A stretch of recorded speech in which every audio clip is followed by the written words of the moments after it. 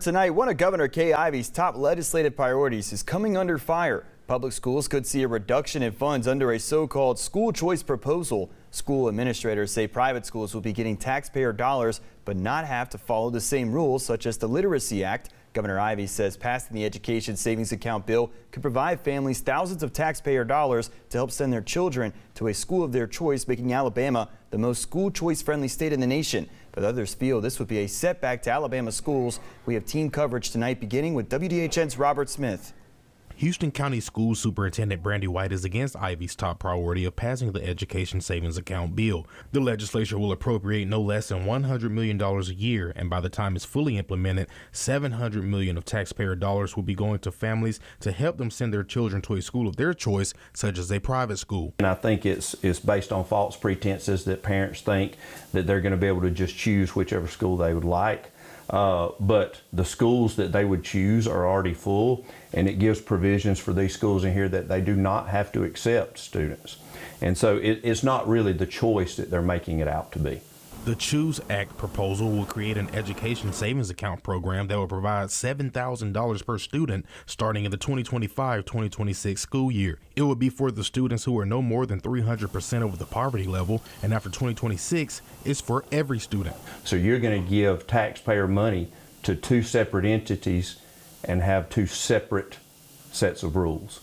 And I think most people would have a problem with that. White says two provisions of the 21-page bill stuck out to him. One being the bill states the first 500 credits would be for students with special needs. Yet it also talks about the Department of Revenue agreeing not to discriminate based on race, color, or national origin. It doesn't say that you can't discriminate based on special needs.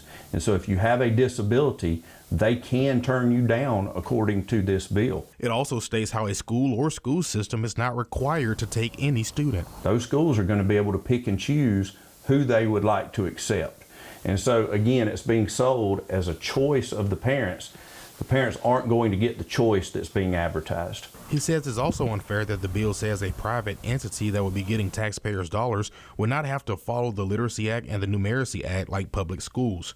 White also sees this school choice bill impacting public schools funding. And so if that money's coming from the Education Trust Fund, it would hurt some of our schools that have limited resources, that don't have a lot of local support. In Houston County, Robert Smith, WDHN News for the Wiregrass. And our team coverage continues with WDHN State Capitol reporter Maddie Biertemple, who sat down with Governor Ivey, who is going on the defense for the proposed plan.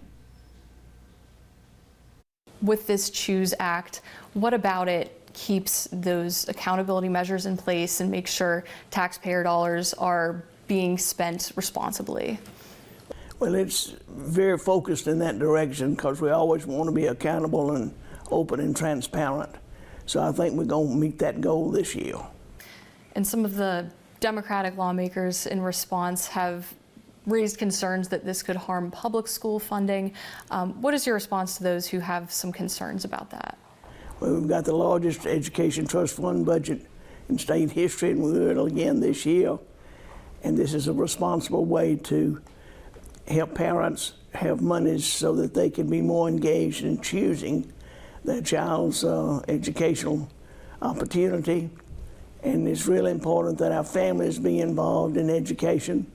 So that's one of the real goals of the ESA accounts.